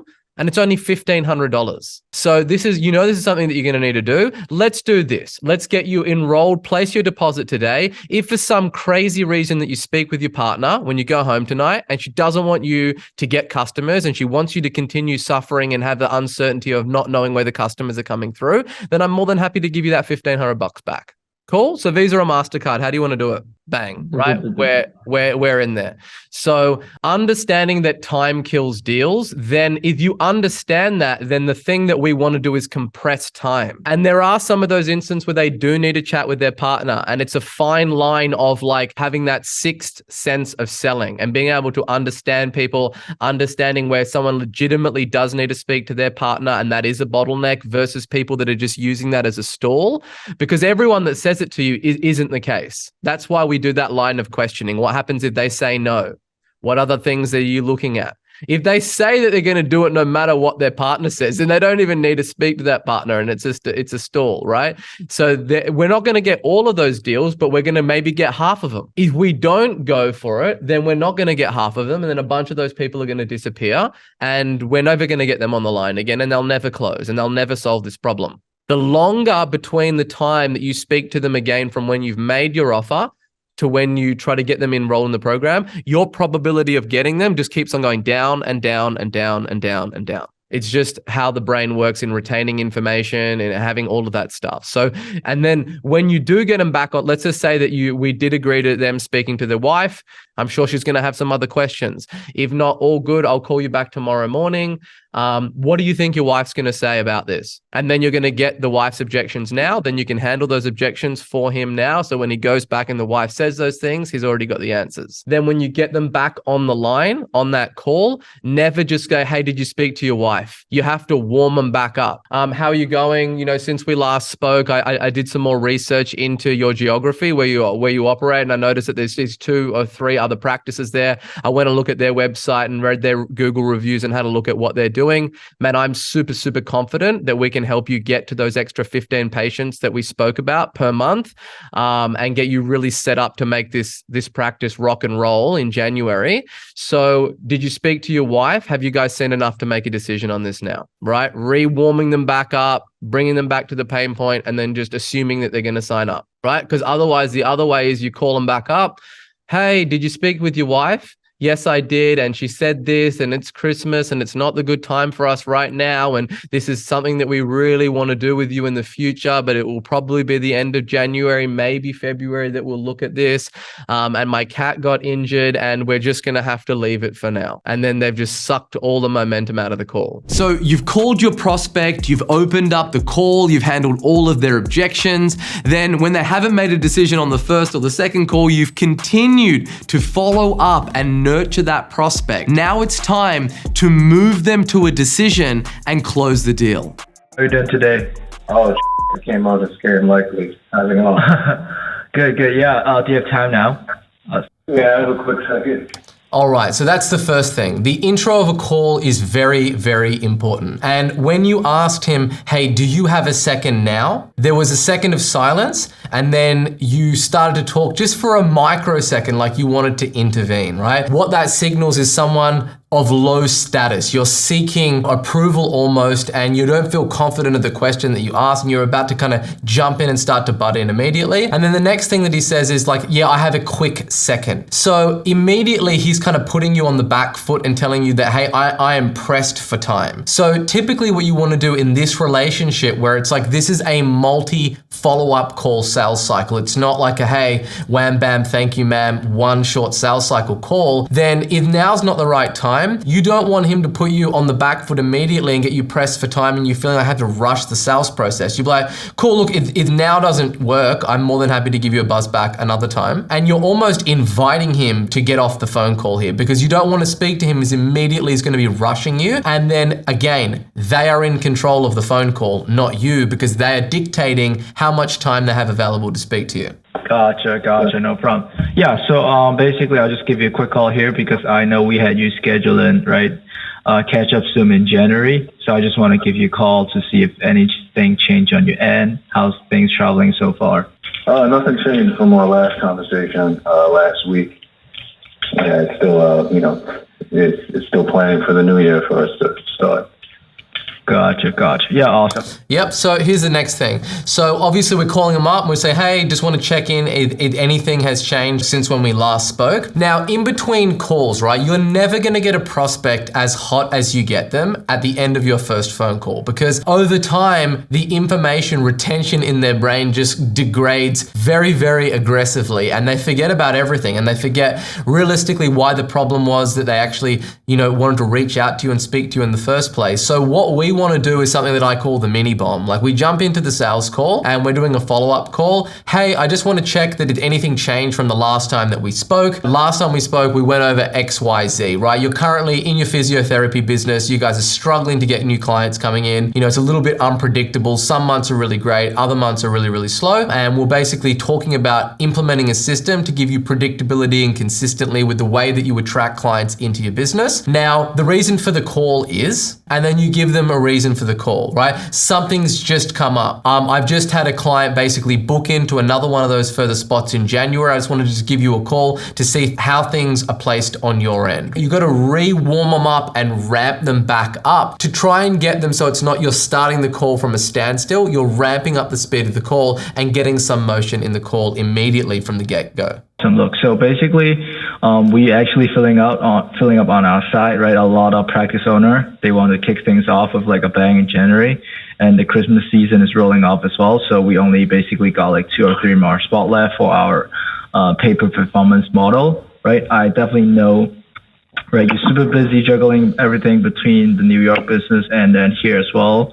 I just want to make sure, is this something that you still want to do? Or is this something that you'll be deciding in January? That second mistake. Is this still something that you want to do? Then just shut up. Just let them answer you. Don't then plant the objection, or is this something that you want to do in January? We want to get them on the yes ladder. Is this still something that you want to do? Yes. Excellent, right? And then you move in. Whether or not you would be considered to move forward. Well, just like we were talking about last week, even if I started now, I don't got nowhere to treat the patient. So it would be kind of like an early start, like we were talking about. So gotcha. One of those things. Gotcha. So is this something you want to start in January? Is that something you definitely want to do in January? Yeah, I'm like 80% there. So what are the 20%? Yeah, first of all, that's great, right? You're further buttoning this down. Is this something that you definitely want to do in January? Then he tells you, yeah, like I'm 80%. And then you're further kind of trying to dive and probe into the call and find out, like, well, what is that other further 20%? So first of all, that's great. You're actually moving the ball further down the field. Making the budget and and I need more clarity on my end as things are going to start. How are they going to start? There's a lot of things that I don't have solidified yet.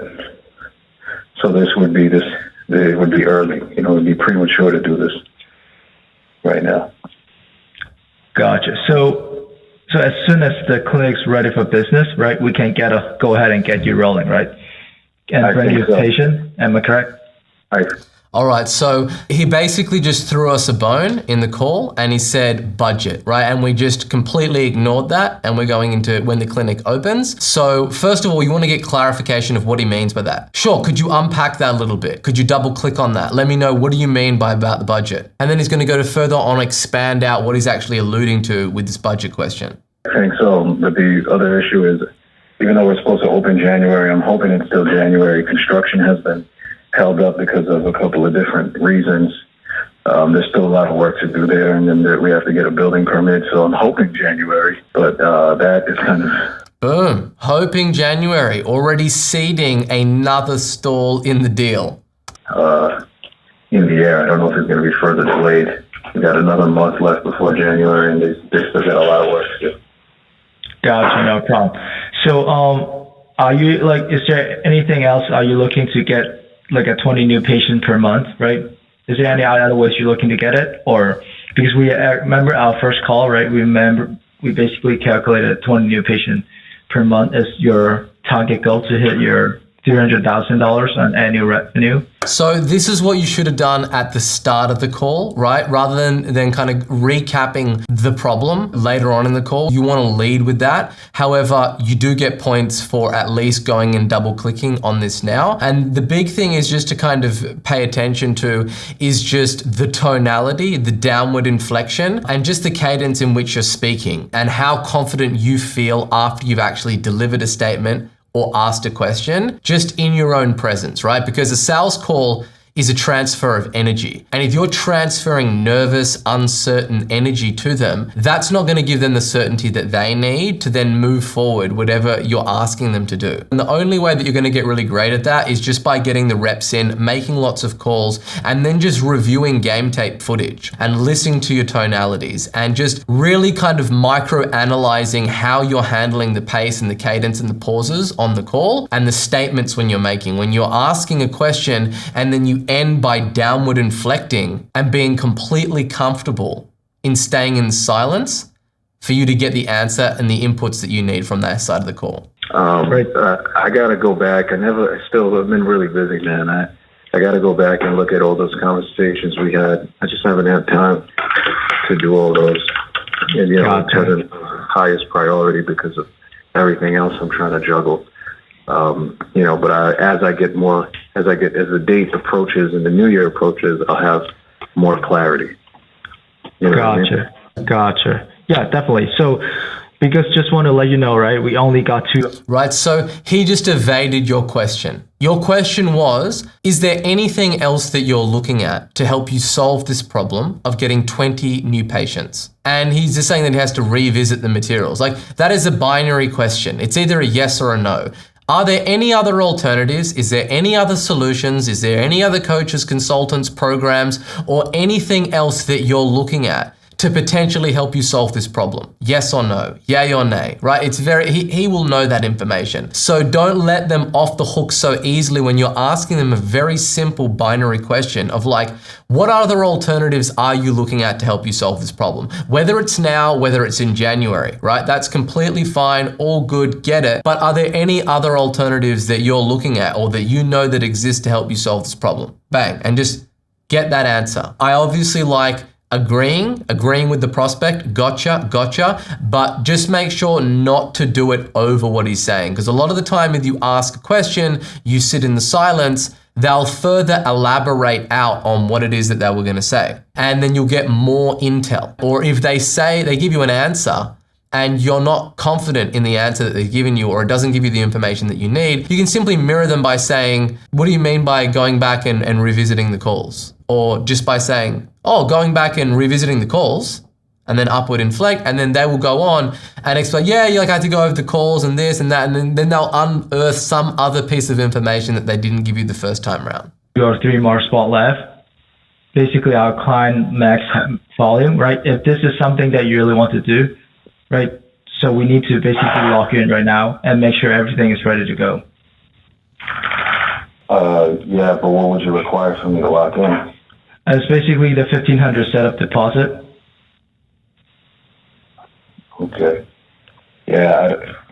Let me get back to you on that. I got to get back to you to see if I could. So you're saying So that was a perfect example of you staying silent. You didn't say anything. He's like, let me get back to you on that.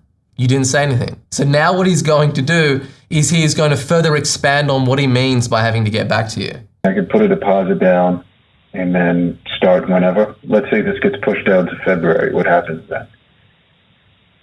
We'll get started in February. We'll just get started in February? Yeah, so because like as I mentioned, right, we only have that many spots left, especially when we're doing such an amazing offer, right? So basically you pay us $1,500 and then you don't pay us a single cent until this thing works, right? That's basic commission. So we're getting a lot of people sign up for this, and then me and we talk about it, right? We only got 3 more spots left, and then we're like, hey, there's like a guy who's a lot of potential, right? So just give him a call first before we get everything filled up. That's good.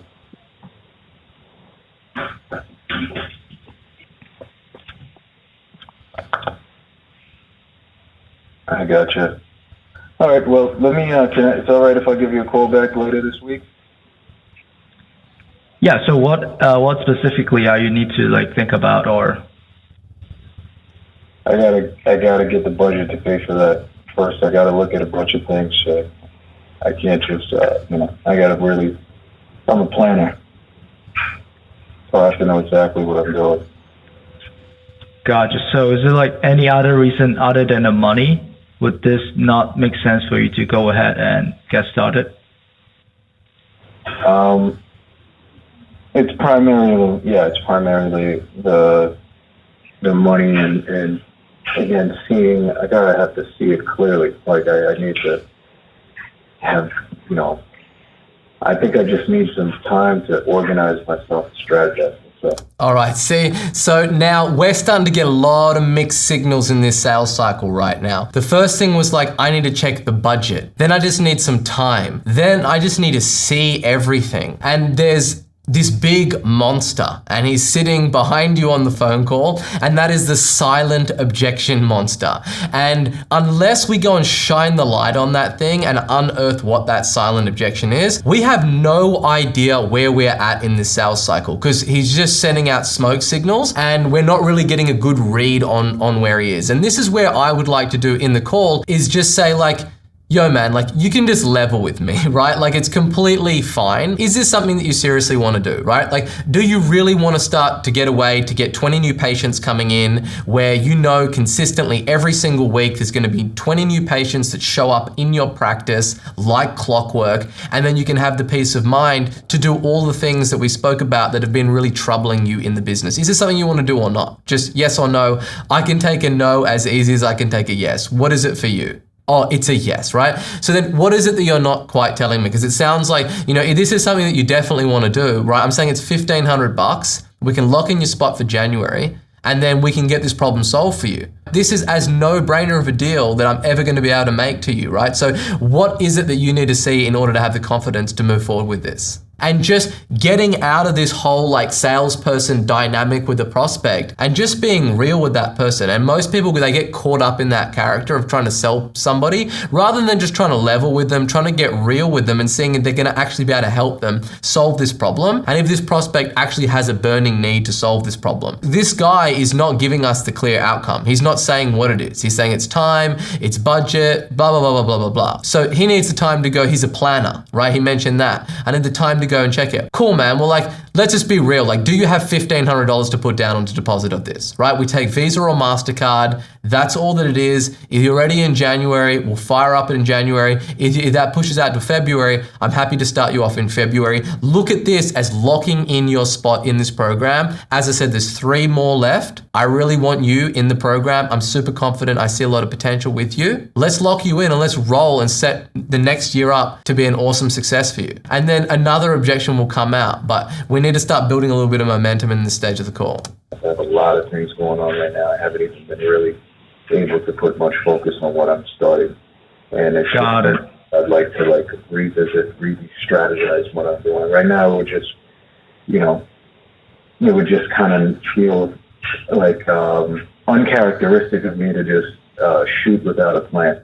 Wow, uncharacteristic of him, right? So this is when we really need to convey some level of certainty to him. People don't make decisions when they're uncertain, right? So it's our job to inject certainty into them. And one of the ways that we do that is by answering all of their questions and also having enough conviction around our solution to help them solve that problem. In his mind, it sounds like he needs some time to evaluate all the other options and scenarios that could possibly take place to find out whether or not this is going to be the right decision for him. So instead of us putting time in the deal, because time kills deals, we're just going to help him make that informed decision right now, because we are the source of information on the sales call. It's not like once he goes off the sales call that he has a lot of other information that's going to help him make this decision of whether or not this is right. We need to help him make that decision now. We need to help him wrap his arms around what that looks like right now by exploring what those possible options are. So this is why it's really important that before, when you asked him, what else are you looking at to help you get 20 new patients per week? And he kind of sidestepped out. This is why it's really important for us to double click and walk through that door. Is so in his mind, we check off. It's like, do you want to solve this problem? Yay or nay? Yay, right? I want to solve this problem. Excellent. We've just walked through the first door. Then the second door is, what other alternatives are you looking at to solve this problem? If he says that there aren't any alternatives to solve this problems that he's looking at, excellent. Next door we get to walk through together.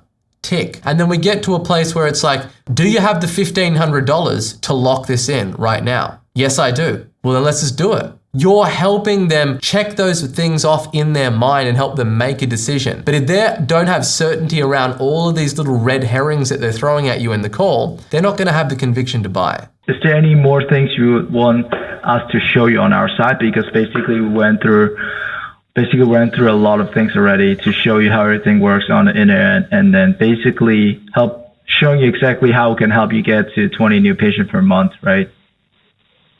Yeah, no, there's nothing else from you guys. And, again, I appreciate everything that you've shared with me. Gotcha.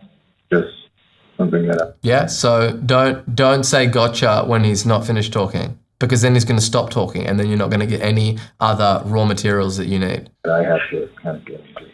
Gotcha. So can we go ahead and get the 1,500 set up today first, right? And then when you think about it, you don't want to do it, just tell us, we can refund the deposit back, right? Because this is to lock in your spot.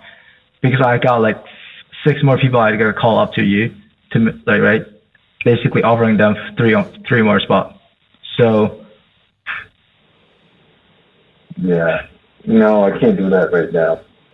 Yep. The first thing is that you've gone immediately to fully refundable deposit, and this is a deposit, rather than staying in that uncomfortable place of the call a little bit longer and to stir up what's the reason that we wanted to do this in the first place? What was the reason that you booked in this call with me? What was the problem that you were looking to solve? What happens if we go down the road and we don't solve this? What are the implications going to be if we just let things to run just the way that they are right now? How much money have you invested to set up your current practice?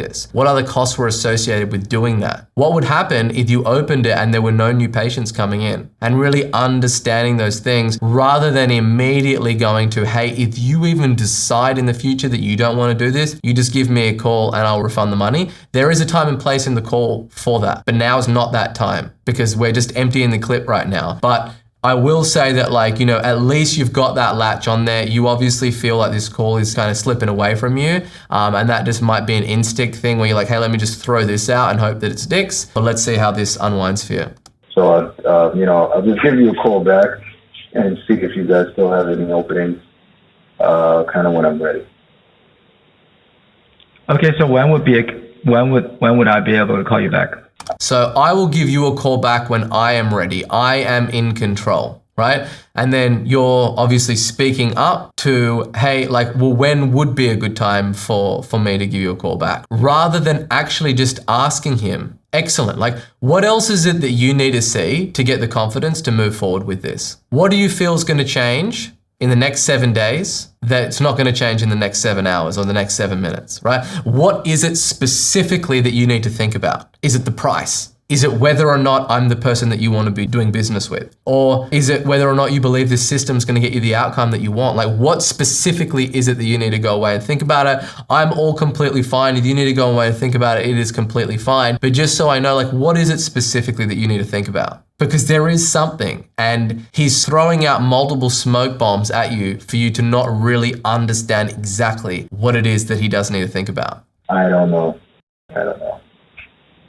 I got to reach out to you. Got it. So because I'm basically helping you make an informed decision, right? And here's the thing, like, you need new patient no matter what, right? Yeah, but I gotta know what I'm doing. Like I told you, I gotta figure things out, and it has to come from me. Gotcha. All right. So basically, right? You mentioned you got everything else, right? You got the skills set, you got the experience, you got the work ethic, right? And then, right? And then you're telling me earlier, right? The only thing that you're lacking is your marketing, right? You saw people who are younger than you, right? They're less experienced, they're being coached, and they're crushing it and opening new location and all the good stuff, right? right? You know you can do this and this is your chance. I definitely understand you need to plan ahead, right? You don't want to mess anything up, right? I definitely understand that, right? So like let's say like what would happen if you are not able to getting 20 new patients in your first 3 months, right? You're getting only 3 patients. Like what would happen if that's the case? Yep, so first of all, kudos. I love it that you went in for another swing and you did it perfectly. You summarized the problem. You went back to make them revisit the reason that they actually booked in a call with you in the first place, went over all the pain points that they'd obviously brought up with you in the first call, went through like, hey, this is the outcome that it is that you want to get to. And now you're also future pacing and saying like, okay, well, what happens if you don't get this outcome? What happens if you go and you do all of this work and then you don't get the 20 new patients in the month? Then what? So great question and a way to stick in it. Like I haven't even really thought that deep. Like I need to, you know, I need a little time to kind of get things going. Yeah, like let's say what kind of investment have you paid in order to get this clinic up and running? Like all the rent and everything else?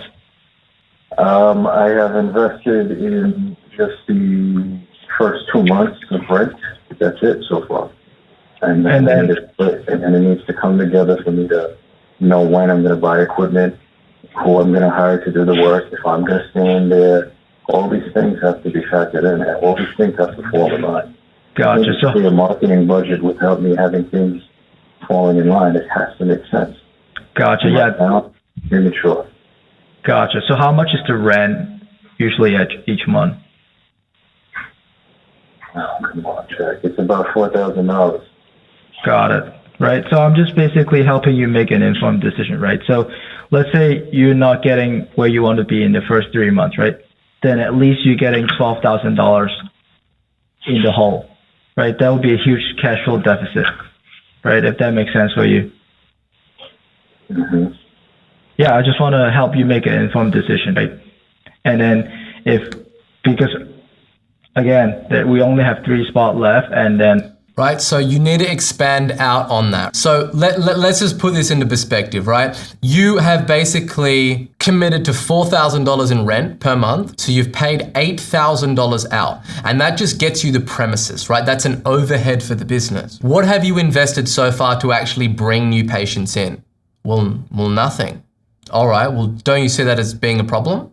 Yeah, well, I guess I do. Awesome, and I'm saying that I can help you solve that problem. It is gonna be around 1/3 of what you spend on rent per month, right? $1,500, and that's as a guaranteed way for you to get 20 new patients coming in to that facility that you have paid $4,000 to rent. So what is it about that like you haven't told me yet? Like for me, that just seems like an absolute no-brainer. So what is it that you're not really telling me? Because it is, it's an absolute no-brainer decision. Do you think it would be reasonable for you to have us guaranteeing you bringing at least 15 to 20 new patients each and every month for the first 3 months with just spending $1,500 today? Well, of course, that math works in favor of your argument, but I just, I can't just. We can, like, if we don't hit that goal in the first month, right, we can happily just give you all the money back. Because, like, our goal is to help you make more patients, get more patients, make you more money. And I just wanted you to see that's like how, like, see value of what we provide for you. Let me tell you this. I have a very important business meeting this Friday, which is going to be practically all day. I'll have better clarity after that. How about that? Okay, no problem. Yeah, I definitely respect that. I definitely think that you need to take your time to think the decision, right? But so when would you be able to get everything sorted out? I don't know. Give me time. I don't know. But like I said, a Friday. Right, so we've just let him off the hook. We're about to throw him back into the sea and say, bye, little fishy. We're never going to see you again. Because basically, right, you have just made this person like a ridiculous offer. You've just said to them, like, look, you know that the numbers make sense, right? You just said it yourself. Like, of course, those mathematics make sense. Yeah, they do make sense. And I am willing to burden all the risk in this transaction by saying that if I don't deliver on what it is that I say that I'm going to deliver, then I will refund you your $1,500 back. So basically, let's just recap on this. There's two scenarios that play out here. One scenario is that you pay the $1,500 and I bring you 20 patients per month, which you said those mathematics work out to your favor and they work very, very well for you and they excite you. Or the other situation is that I don't deliver you 20 patients and you are no worse off than you are right now. So let's just roll, chuck it on Uncle Visa or Auntie MasterCard, and let's do this, man. Let's roll. Because it doesn't make any sense. You're removing all the risk. What is it that he needs to have an important decision about? There's nothing to even think about. It's either he gets 20 patients or he doesn't pay any money. So this is where it really pays dividends to unearth that silent objection. And realistically, there is a huge portion of what you have said to this individual that they simply do not believe, but they're gonna fight like hell to stay within their comfort zone and avoid having a confrontational conversation of like, how do I know? How do I know this is actually gonna work? That's realistically what that prospect is saying in your head, but then you've removed all of that by saying, well, the way that you know is if I don't deliver on what I say I will, then you just don't pay. So there's no downside at all for you. And if they still need to think about it at this point, then they're simply not a buyer because there's nothing to think about. Deferring to another conversation, about an important meeting that they need to have, that's just a complete stall. It's not an objection to what it is that you're actually proposing to them. And so there's a fine line, right? Of like, do you do a 2 call? Is it a 3 call, 5, 6, 12 call follow-up to get the deal done, right? But from my experience, where you're at in this sales cycle and what a no-brainer, no commitment offer it is, that basically the moment that you say goodbye to this individual, then you will never get them back on the telephone again because they're just gonna cool off. And the information that you've told them is they're not gonna retain it and it's gonna go away because this offer that you're making to them is a ridiculous offer. Friday I have a business meeting. It's a very important one, so it's coming together at the start of this month in December. I'm putting the pieces into place. But right now, I can't just do anything right now. Even no matter how good the deal is. I'm the type of person that's going to pass by it because if I don't have my ducks in a row, I'm not going to shoot. That's just how I am. You understand? Makes sense. All right, so would I be able to give you a call next Monday and you can have everything sorted out? Yeah, again, don't ask permission, right? So let's do this. Your meeting's on Friday, right? Yes, it is. Excellent. Let's do this. I will give you a call back on Monday, and all I ask is that you just shoot me straight, either a yay or a nay, and we'll see if we can get this done for you. Don't ask for permission. I would hope I have it, yeah. It would have to be around. And then he's already trying to scape it out now and plan another little kernel. I will hope I have it. Have what? What is this thing that we're talking about here? This is a little genie that you got that you're hiding that you need to go and get and find that's going to help you magically make this decision. Around this time. Awesome. So if I still have spot left, I'll definitely give you a call back, right? No matter what, because I definitely want to help you out. But then if the 3 spots gone, then I just need to call you and hey, you might have to wait a couple more months before you open back up. Okay. Okay, no problem. Sounds good. All right, I'll talk to you next Monday. All right, brother. Take care. Take care. That was good, he said, right? He enjoyed the sales process with you, right? He enjoyed the dance, the tango that you were having. But also, yeah, just throughout that thing, I would say I'll give you a lot of credit. Like you stuck in there with a lot of people, won't dig their heels in and ask those additional questions. The big thing that is going to overall help is just getting the reps in, focusing on the tonality, being comfortable in the questions that you're asking, and then just shutting up and not trying to speak over them and get further validation whether or not it's a good question. Just say your piece. Don't then begin to answer that question for them. Just ask the question and be quiet. As you do more and more of these phone calls, you will find those critical questions that will get you the information that you need to help people make informed decisions. Because ultimately, we're in the business of providing transformations to people, right? You're selling something that is genuinely really going to help somebody, and then you are removing every and all risk for that individual to get to that outcome, where if they don't get to that outcome, then you're going to further refund their money. So there's absolutely no downside. The only question for this prospect, whether or not, is whether they have $1,500 on the card. It's not about getting your ducks in a row or doing this or doing that, because it's binary, right? You've got the location. You forked out the $4,000 per month for this location, and you don't have a way to get 20 new patients per month. What other alternatives are you looking to get 20 patients? Nothing. Excellent. So then what other ducks do we need to get into a row? You don't have the ducks in the row by actually getting you a system that's going to fill up that location. So this is literally me putting a duck in a row for you to get this thing sorted. We're going into Christmas, we're going into December. There's going to be a lot of other things that require your attention in your business. Let's just get this done for you so it's sorted. It's put away in the drawers, nice and neatly, Marie Kondo style. You can go have a wonderful break, end of the year, and then you can open up that location knowing that you've got a partner that's going to deliver you 20 new patients per month. Let's roll. Visa or MasterCard, let's do it. How would we as a company be able to guarantee something when you've never ever done it, right? So the guarantees are in place if like, hey, if you're in the car and you're moving and you just want to go faster, we can guarantee you we know how to go faster. But because you don't have anything that's proven, you're basically looking for someone to create an entire whole selling system for you, validate it, create, like test the hypothesis, and then make sure that whole thing's profitable. And that's just not something that we can do because you don't have any past data to point to. Do you understand why those guarantees don't apply? Yes, I do.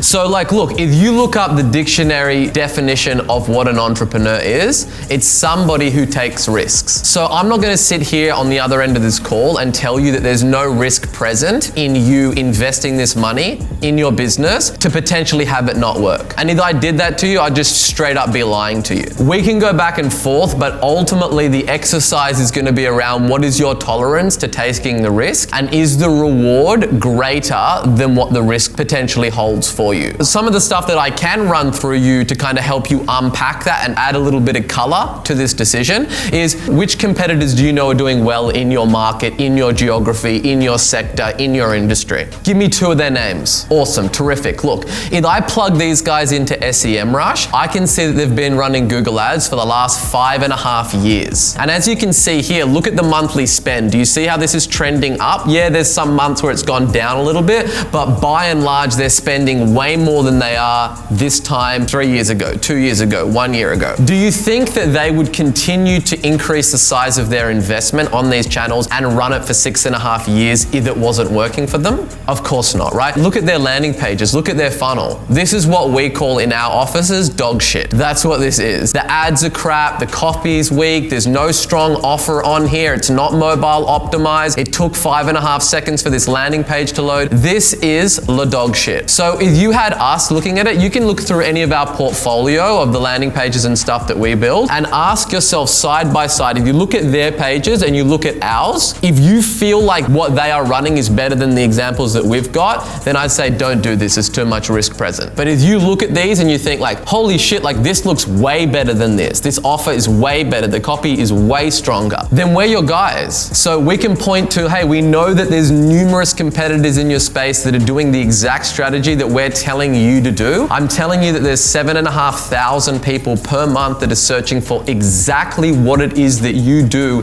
in the city that you operate every single month. Digital is the fastest growing advertising platform on planet Earth, and that's because it works. All of these things are things that we're pointing to potentially reduce the risk for you, but there still is risk present. But we know that your competitors are all doing this. We know that there's 7,500 people searching for this in your market. We know that it costs $13 a click, so it must be working because people don't continue to do that unless it does work. And then we know that we are the most proven agency on planet Earth for you to partner with. Do you have enough confidence? What else that you would need to see? So it's just like my conviction level is greater than their conviction level of like there is risk. And I don't say, hey, I don't go into all of that stuff without just literally telling them straight blank, what we call a neg, right? Just dropping a negative. There is no guarantees. You're going to have to take some risk. You don't want to make it a big thing like, oh, unfortunately, you don't qualify for the guarantees, Tony. No, right?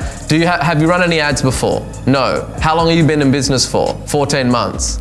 Cool. Well, look, because you haven't run any ads, you don't have any funnels, you don't have any historic data, of course we can't guarantee anything. Because what would we be guaranteeing? We can't guarantee your business model. We don't know what that is yet, but this is what I can do. And then you just stack the proof layer by layer by layer, and then you ask them, does that all sound reasonable? What do you think? And if they come back to, oh, look, there is still risk. There will always be risk. What else are you looking at to grow your business that doesn't involve risk? Was it a risk to start your business? Will it be a risk to hire the next team member that you need? Of course it will, because what if they don't work out? But somehow you still wrap your head around making that decision. If you speak to anybody and they say that there is no risk, they are lying to you because you don't have any data. It would be different if you came in and you were like, hey, here's 12 months worth of Google Ads data. This is what's going on. This is how it's performing. And I could have a look and audit your stuff. And then I could say with a level of confidence, yeah, I guarantee that we can show you a 30% improvement on these numbers. But we don't have that. And we're not going to have that. So let's just focus on what we do have. Congratulations, you've made it to the end of the video. Use these principles to go out and sell like a madman. Like, subscribe, and I'll see you in the next one.